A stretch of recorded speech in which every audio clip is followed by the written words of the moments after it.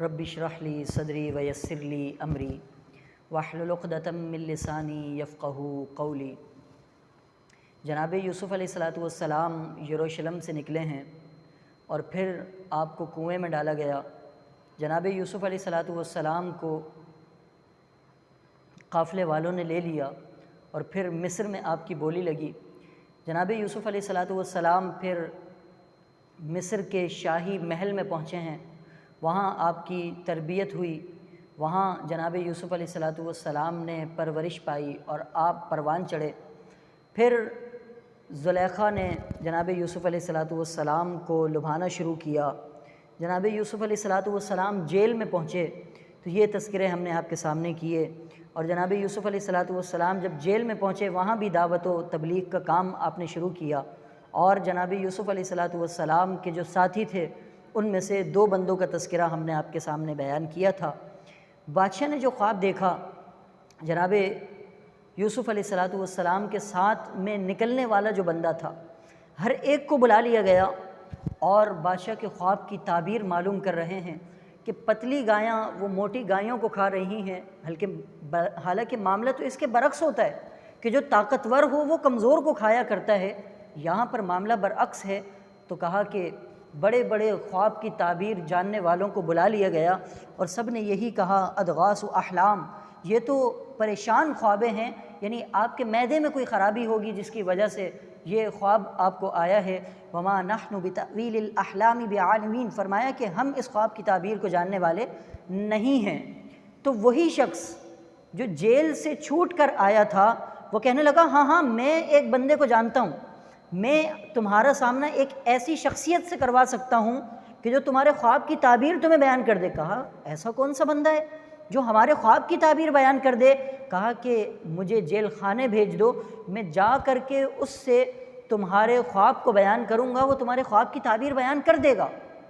اب وہ بندہ جناب یوسف علیہ السلام کے پاس آ گیا، جناب یوسف سے کہنے لگا یوسف ایھا الصدیق، اے یوسف، اے بہت سچے، افتنا فی 7 بقرات سمان، آپ مجھے بتائیے کہ 7 فربا گایاں ہیں، یأکلہن 7 عجاف، فرمایا جنہیں 7 دبلی گایاں کھا رہی ہیں، اور و7 سنبلات خضر، اور فرمایا کہ 7 ہری بالیاں ہیں، وَأُخَرَ یابسات، اور 7 سوکھی بالیاں ہیں۔ اب جناب یوسف علیہ السلام سے اس چیز کا تذکرہ کر دیا، یہ خواب بیان کر دیا۔ جناب یوسف علیہ السلام نے یہ نہیں ارشاد فرمایا کہ تم نے میرا تذکرہ عزیز مصر سے کیوں نہیں کیا۔ جناب یوسف علیہ السلام نے اپنے ان معاملات کو بیان نہیں کیا کہ میں نے تمہیں خواب کی تعبیر بتائی تھی، پھر تم یہاں سے چھوٹ کر جا رہے تھے، میں نے تمہیں کہا تھا کہ تذکرہ عزیز مصر کے سامنے کرنا ہے، مگر تم نے وہ تذکرہ نہیں کیا۔ جناب یوسف علیہ السلام نے بغیر کچھ بات کیے، بغیر آرگومنٹ کیے،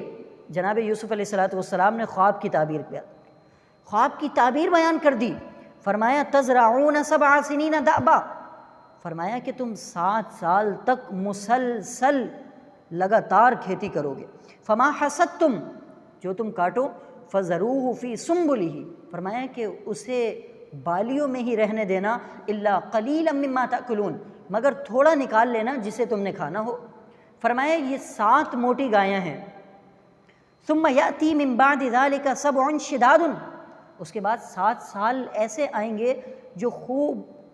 ایسے سال ہوں گے جس میں قحط ہوگا۔ یأکلن مما قدمتم لہن الا قلیلا مما تحسنون، فرمایا کہ پھر ان دنوں میں جتنا تم نے کھانا ہو اس میں سے نکال لینا۔ گویا کہ اب جناب یوسف علیہ السلام انہیں ان 14 سالوں میں زندگی گزارنے کا طریقہ بیان کر رہے ہیں، میتھڈ بیان کر رہے ہیں، کس انداز سے تم نے نظام سلطنت کو لے کر کے چلنا ہے۔ جناب یوسف علیہ السلام نے یہ انہیں خواب کی تعبیر بیان کر دی تو اس بادشاہ کو بڑی پسند آئی۔ کہا کہ یہ ایسا علم والا بندہ، ایسی شان و شوکت والا بندہ کہ اللہ تبارک و تعالیٰ نے اس علم سے انہیں نوازا ہے۔ کہا ائتونی بہ، اس بندے کو میرے پاس لے آؤ۔ تو جناب یوسف علیہ السلام کے پاس جب بادشاہ کے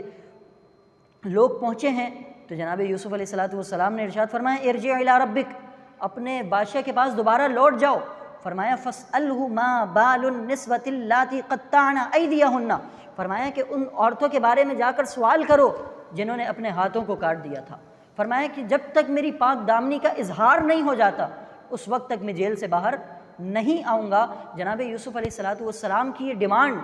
جب بادشاہ کے سامنے رکھی گئی تو بادشاہ نے ساری عورتوں کو جمع کر لیا اور کہا کہ بتاؤ تمہارا معاملہ کیا تھا؟ تو ساری یہ کہنے لگیں کہ ہاں جناب یوسف علیہ السلام حق پر تھے، ما علمنا علیہ من سوء، فرمایا کہ ہم نے تو ان میں کوئی برائی نہیں دیکھی۔ قالت امرأۃ العزیز،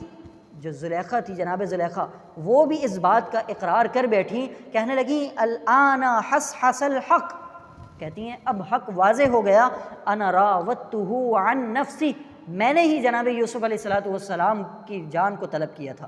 اب آپ دیکھیں کہ جناب یوسف علیہ السلام کی پاک دامنی کا اظہار ہو گیا اور بڑی شان و شوکت سے، بڑے کر و فر سے جناب یوسف علیہ السلام اب جیل سے باہر تشریف لا رہے ہیں۔ جب جیل سے باہر جناب یوسف علیہ السلام تشریف لائے ہیں تو اس موقع پر آپ نے یہ ارشاد فرمایا کہ جیل ایک ایسی جگہ ہے کہ جو اللہ تبارک و تعالیٰ کے اذن سے، جیل ایک ایسی جگہ ہے کہ جہاں پر بہت ساری آزمائشوں میں بندوں کو مبتلا کیا جاتا ہے۔ آپ دیکھیں کہ جیل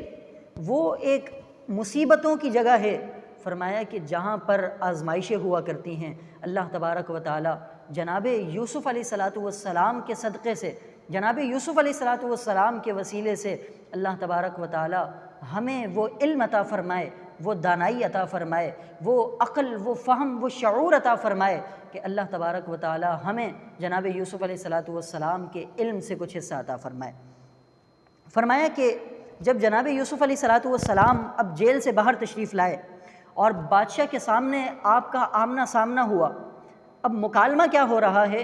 جناب یوسف علیہ السلام سے عزیز مصر کہنے لگا کہ آپ تو ماشاء اللہ بڑے علم والے ہیں، اللہ تبارک و تعالیٰ نے آپ کو بڑا علم عطا فرمایا ہے، اب اس جو نظام آپ نے دے تو دیا ہے مگر اس نظام کو چلائے گا کون؟ اس نظام کو چلانے کے لیے کوئی ایسا ہی صاحب علم ہونا چاہیے۔ جناب یوسف علیہ السلام نے فرمایا اجعلنی علی خزائن الارض، فرمایا کہ مجھے اس زمین کی حکمرانی عطا کر دی جائے، فرمایا کہ مجھے وزیر خزانہ بنا دیا جائے، میں تمہیں چلا کر دکھاؤں گا کہ کس طرح ملک کو چلایا جاتا ہے، کس طرح معیشت کو مستحکم کیا جاتا ہے۔ جناب یوسف علیہ السلام کے ہاتھ میں اب سارے مصر کے خزانے آ گئے۔ آپ نوٹ کر رہے ہیں کہ جناب یوسف علیہ السلام یروشلم سے چلے تھے اور آپ کے بھائیوں نے آپ پر ظلم کیا، جناب یوسف علیہ السلام کو کنویں میں ڈالا گیا، جناب یوسف علیہ السلام جب بازار مصر میں آئے آپ کی قیمت لگی ہے، جناب یوسف علیہ السلام جیل میں تشریف لے گئے، جناب یوسف علیہ السلام آپ پر زلیخا نے جناب یوسف علیہ السلام کے جان کو طلب کیا اور جناب یوسف علیہ السلام پھر جیل میں رہے، وہاں پر آپ نے دین کی تبلیغ فرمائی، اللہ تبارک و تعالیٰ کی وحدانیت کی طرف لوگوں کو بلایا،